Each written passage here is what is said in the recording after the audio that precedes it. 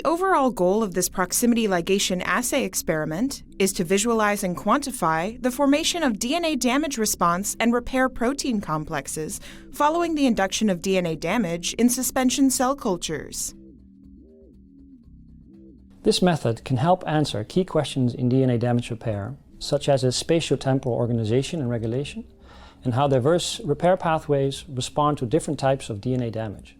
The main advantages of this technique are that it's relatively simple, requires a low cell number, and does not require extensive processing, which may disrupt or alter protein-protein interactions.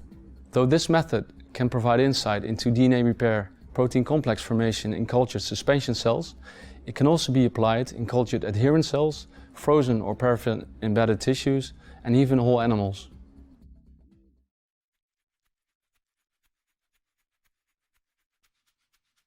The human BCR-ABL-positive B-cell acute lymphoblastic cell line, BV173, is used in this study and cultured in IMDM with supplements at 37 degrees Celsius in an atmosphere of 5% CO2.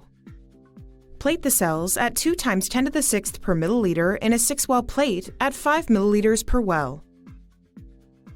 To arrest the cells in the G1 phase of the cell cycle, add 5 micromolar of imatinib methane sulfonate to each well and incubate the plate overnight at 37 degrees Celsius in an atmosphere of 5% CO2. On the following day, add 5 micromolar of an ATM inhibitor to each of 2 wells